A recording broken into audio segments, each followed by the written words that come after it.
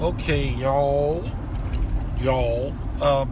back for another drive time. This time, John Lewis, the big hypocrite. You know, and I mentioned John Lewis in one of my videos, day before yesterday, I believe. Blacks who have done little towards the betterment of the black community. I think it's the one that I mentioned him when I was talking about Snoop Doggity Dogg. So we got John Lewis who does this interview where he makes two things that just made me cringe. I stopped listening after that. And the press allows this guy to say these things and don't put him on check. So what were the two things that he said that made me just turn off the interview? One, the Russians, because he talks slow as hell. The Russians destroyed the candidacy of Hillary Clinton. Yeah, I made fun of the fact that the man talks slow as hell. The Russians did not destroy the candidacy of Hillary Clinton's campaign. Now, hear me, and hear me carefully. Hillary destroyed her own campaign. There is a difference in hacking, means taking some information that you aren't supposed to have, okay? And releasing it into the public domain. Those are two separate things. When the information was released into the public domain by Julian Assange, the revelation of the dastardly deeds of Hillary Clinton, John Podesta, Debbie Wasserman Schultz, and the DNC, that is what destroyed Hillary Clinton's campaign. The woman is a wicked witch, okay? Wicked witch of the West. And her actions, her own deeds destroyed her campaign. And John Lewis, the hypocrite, says that the Russians destroyed Hillary Clinton's campaign. Mind you, Hillary didn't deny any of it. John Podesta didn't deny any of it. Debbie Wasserman Schultz resigned. Bernie Sanders realized that he had gotten reamed and still supported the heifer. A sellout. And nobody seems to care that the information that was released was the truth. Not even this hypocrite, John Lewis. But wait a minute. And see, this is how they say. Trump starts the Martin Luther King Jr. weekend by slamming a civil rights hero. Well, let me show you how much of a hero John Lewis is. He represents the 5th district in Atlanta, Georgia, which is 3/4 of Atlanta, mostly Negro inhabited. Crime off the chart. We got carjackings. We got home break-ins. We got crooked ass cops that kill people that are unarmed, i.e. Mrs. Johnston's. Matter of fact, the GBI has been called in to investigate all police shootings because they can't trust Atlanta City police officers to do it, because they had a guy to shoot a man and say, oh yeah, well, I feared for my life. The guy was trying to run me over, and so I shot him. The man had passed him, and the cop shot through the rear of the car, killing the driver. Okay? And then they lied, and they had video. What kind of dumbass would lie? Okay, and then they've got video of what actually happened.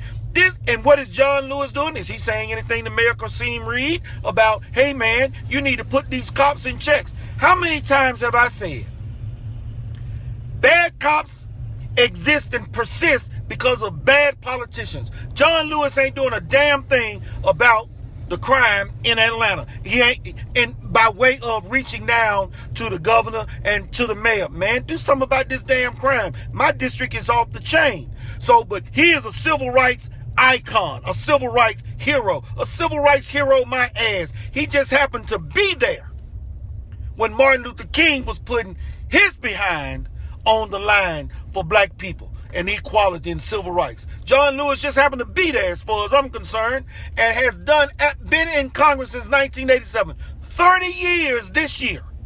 30 years. What legislation, major legislation, has he passed? Not a damn thing. John Lewis. Now here comes the hypocritical part. He says, I will not attend this election, inauguration. But he attended that of Bill Clinton.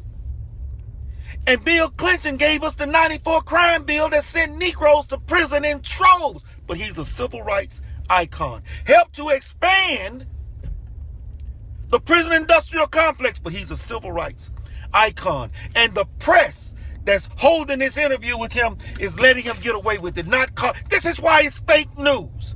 Because they let him spew these lies, and then they carry forth the idea that they're putting out there the legitimacy of Trump's presidency, his candidacy, or we're going to delegitimize. See, that's the narrative that they are putting out there so that people will go around and start regurgitating, well, Donald Trump is really not a legitimate president.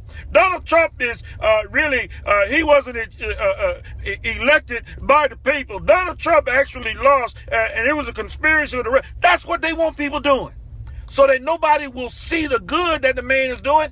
And the man ain't even in office yet. Nobody is talking about the jobs that have been saved. Nobody is talking about the companies that have said they will bring jobs back to the country. Nobody is talking about new plants where people have committed to putting plants in Detroit. Nobody is talking about the fact that Boeing got called on the carpet and now they are going to redo what they were going to charge the taxpayers for those Air Force Ones. Nobody is talking about any of that. Instead, they want you to think that Donald Trump is not a legitimate president. And nobody is calling John Lewis on his ineffectiveness. You know, I used to tell you all the time, if you got somebody in Congress that has been there for more than one term and they have not changed the culture of Washington, D.C., they are ineffective. Yeah, I know you might like them, but they are still ineffective. Even football teams will fire coaches after 2 losing seasons. And John Lewis is,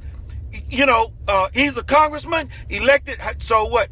How many elections has that been? 2 divided into 30.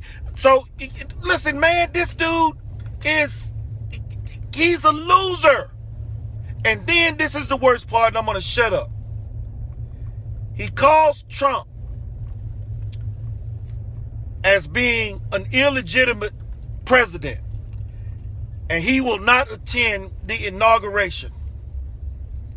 And he has a district that is off the chain for crime. And so when Trump responded, the press is now trying to make Trump look like he has attacked a civil rights hero. John Lewis is not a civil rights hero. And John Lewis drew first blood. See, what people don't like about Donald Trump will give as good as he gets.